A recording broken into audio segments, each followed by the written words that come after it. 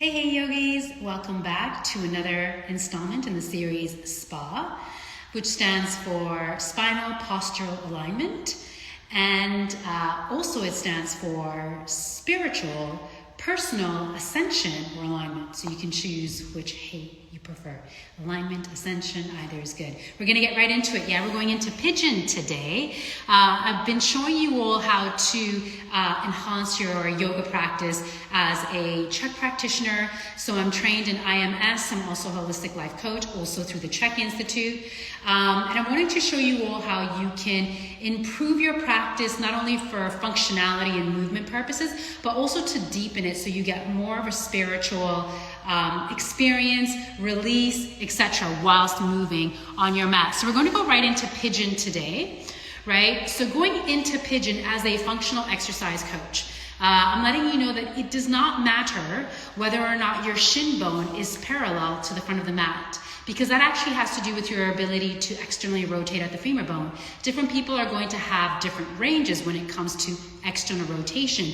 As you can see with me, my shin bone is actually at a diagonal. Now, because of that, it also means that my hip is floating. So in order to support this hip bone, the sits bones, I'm going to place some support here. It can be a rolled up towel, a blanket. In my case, it's a block. A bolster is also very beneficial.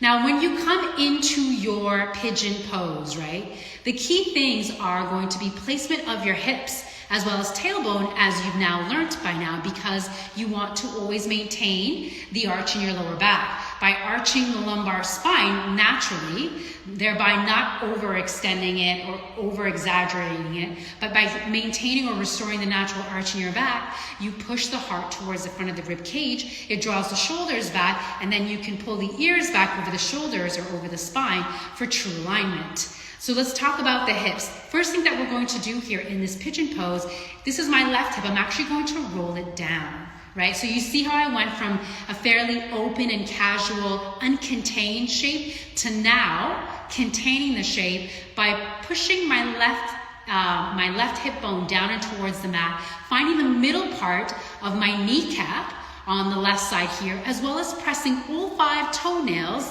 on my left foot into the mat. So really reaffirming that connection to the earth, right?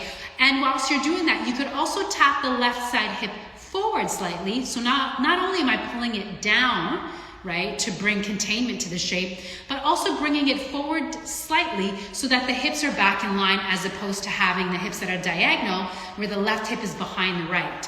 Right, so do your best to achieve that. It may not be perfect.